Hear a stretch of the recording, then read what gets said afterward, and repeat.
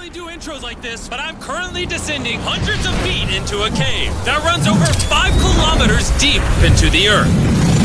And whether we like it or not, as soon as my friends and I touch the ground, we are officially stranded here for the next 7 days. That might have been the scariest thing I've ever done. First things first, we gotta get really far away from where we rappelled down. Why? If it storms, this entire area could flash flood, fill up like an ocean, and potentially drown us all. Which is why we're going deep into the cave to set up base camp. Bro, this is just wicked. Dude, this is like a different world. This cave entrance may be beautiful, but looks can be deceiving. We didn't know it yet, but the next 7 days will by far be the hardest of our entire lives. Where's the It's gonna get dark in a couple hours. If we don't have a camp, we're screwed, okay? Do you have any idea where you're going? We're just looking for flat ground to set up camp. Upon entering the mouth of the cave, we stumbled upon an area with high enough elevation to protect us from any flash flooding, meaning that it was perfect for camp. Perfect is a crazy word. Good enough is what I would use. Good enough for camp. We spent the rest of day one grabbing our supplies that we were dropped with. Each one of these bags weighs like 80 pounds. And as you can see by the footage, we spent around 4 hours. This is very hard to traverse.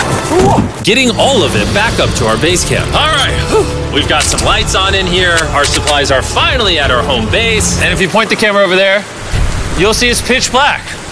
It took all day. And so we set up the bare minimum for camping grounds. We drilled holes to hang up some ropes. Grab these, pull yourself up. Looks like the ropes will be able to support hammocks. And with the help of our survival guide, Joel, we hung our hammocks. This thin rope is what holds up my hammock. Yep. Ate some dinner and prepared for a very cold night one. Not gonna lie, this hammock is way more comfortable than I thought it would be. Hey. Oh, God. Why is my head so big, bro? This part of the cave is 2.5 kilometers deep, and we're basically camping at the entrance. Tomorrow, we have a lot of exploring. How'd you guys sleep? Horribly. I didn't. It's a very perplexing environment. The cave's constantly dripping water on us from above, so we put a tarp over us. But even still, the water's dripping into our hammocks. I have an idea. Let's make our shelter actually good. I say we connect these tarps so we stay dry while we're sleeping. That's literally genius. I'm not just a YouTuber, okay? My hammock gets out right here. Are we serious right now? This is where I just got out of bed. And we didn't realize it at the time, but this hole is almost 40 feet deep. So while Sean and I got started on the super tarp, Mac and Carl went to see how dangerous this hole was for themselves. Do you see my hammock up there? That is where I slept. Now look at this. And because everything looks the same, and it's probably pretty hard to follow us in this cave, on this map, you can see our home base and how far they're moving away from it. All right, Mac. It's been real, bro. Oh, bro, this is crazy. While the boys are randomly exploring, me and Sean actually have to work on the camp. Why is there a sleeping bag over here? Because it smelled like pee. Ew. Lesson number 1, don't rent your sleeping bags. Why did we rent sleeping bags? Why did we not just buy sleeping bags? We're zip tying the tarps together to create one mega tarp. Don't mind me just trusting this rope with my life. And meanwhile, Mac and Carl were still in a hole. Oh my God, Mac. And eventually, they finally made it to the bottom. Hey! We're supposed to be working on camp. We just wanted to show how dangerous camp was. Just don't fall. It's a skill issue. Oh, okay. And even though they should have been on their way back, Carl and Mac insisted on seeing how deep they could go. Bro, this just looks so crazy. You think you could make it through the river?